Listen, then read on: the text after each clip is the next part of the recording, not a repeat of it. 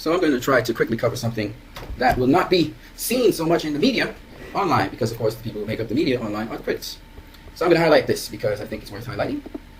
So here is September weekend at the box office. As you can see, Suicide Squad has a minus 43% drop. That is a small drop. $5.65 million as we expected. And this is its 6th week at the box office. And it basically is silencing the detractors. You're not going to hear them say anything because they can't say anything negative about Suicide Squad now. I've heard one saying how, word of mouth for Suicide Squad was poor, and it dropped the second weekend by 60-something%. And that showed that word of mouth was poor, and he knows that is not true. Because Scott Mendelson will tell you about the legginess of a movie, and definitely Suicide Squad is leggy. And we're going to look at that right now. Teenage Mutant Ninja Turtles, X-Men Apocalypse, Captain America Civil War, Batman v Superman, and Deadpool are comic book movies this year that we will compare their legginess to Suicide Squad. Alright?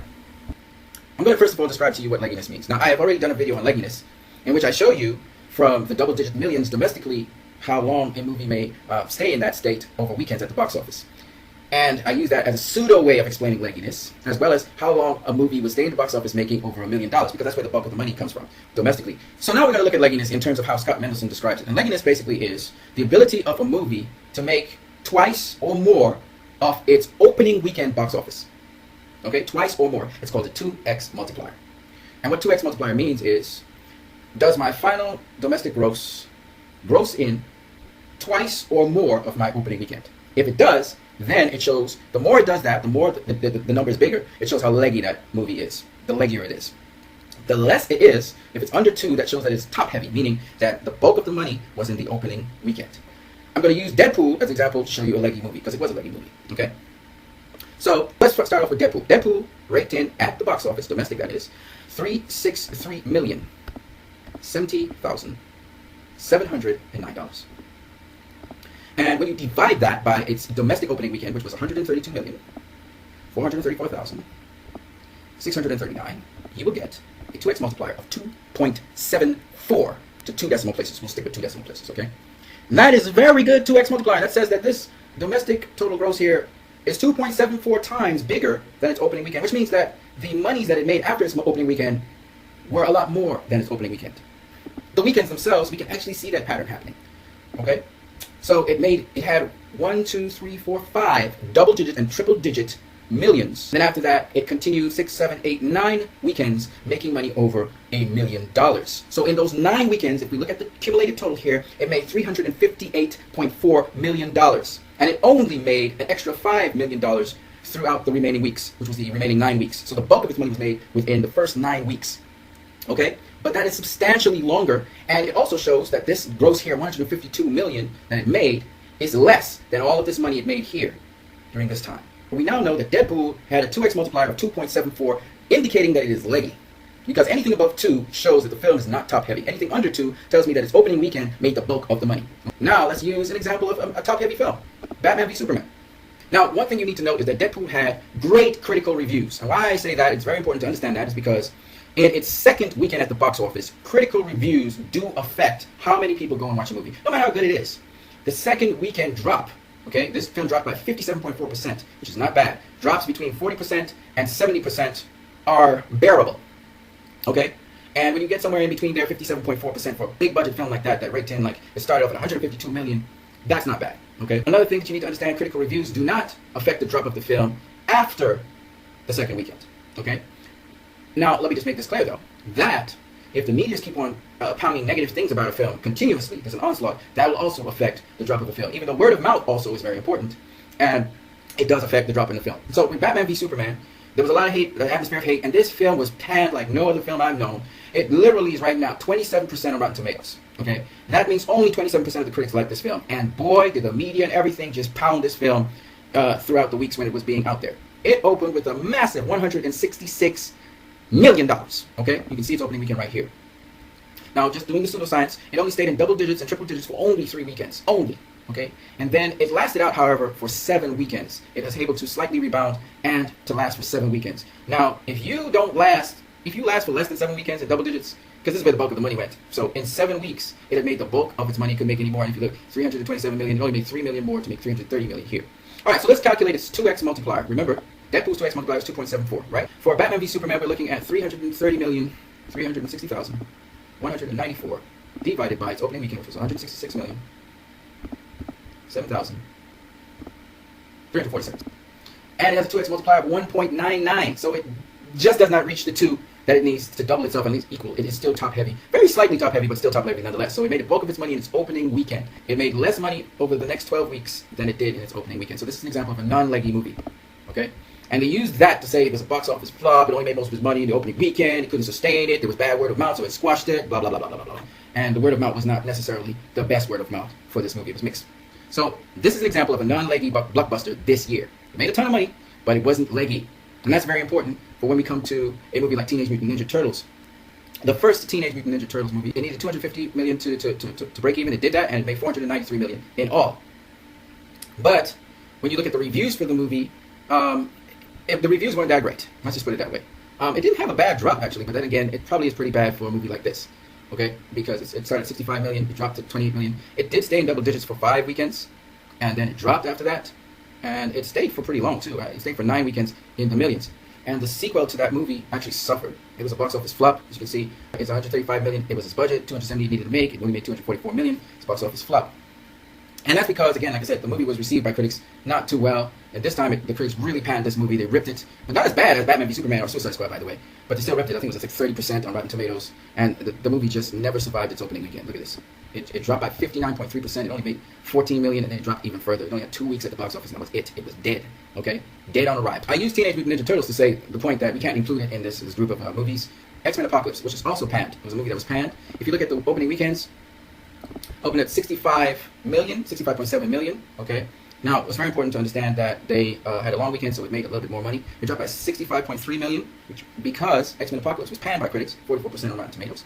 So like I said, once critical reviews do hurt a film, okay? They do hurt a film for making the optimal amount of money. But this movie was able to catch itself back. It dropped by 56.6% the next time, so it only was able to make double-digit millions for only 2 weekends. But it caught itself and was able to make over $1 million for six weekends, okay? So it caught back itself. And because of that, we're going to look at its multiplier. Now remember, this is not in the vicinity so much as Batman v Superman or Deadpool that we just looked at, but it's a little bit less. But still, nonetheless, we're going to use it in comparison. And let's see what its multiplier looks like. 155 million is what it's grossed overall. 442,489. You divide that by its opening weekend of 65,769,024.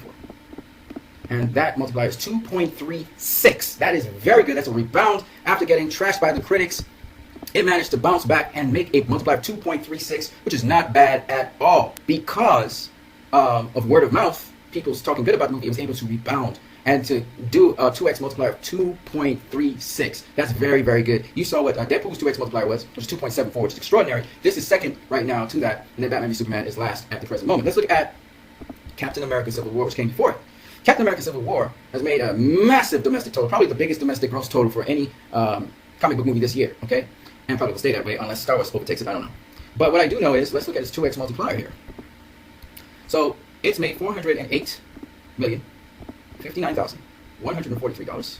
And its opening week was massive, $179,139,142. And its 2x multiplier, surprisingly, is less than X-Men Apocalypse. It's 2.28. 2.28. So in first place right now, the most leggy movie was Deadpool. And then after that is X-Men Apocalypse. 2.36, and then comes Captain America Civil War. So we have 2 films that are actually leggier than Captain America Civil War.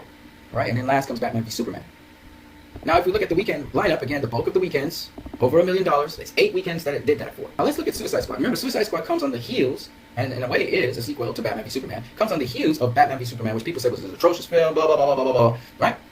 So it should be the beneficiary of such bad things, and it should do as well as Teenage Mutant Ninja Turtles, the sequel to the first one. It should just plummet, right? And of course, the critics did their part to make sure that it sunk. They had it at 26% on Rotten Tomatoes. So in its second weekend, look at that, it plummeted, okay? Captain America Civil War in the second weekend, 59.5%, okay? This one was 6%, even less than that. And Captain America Civil War and Deadpool, they both had raving reviews, right?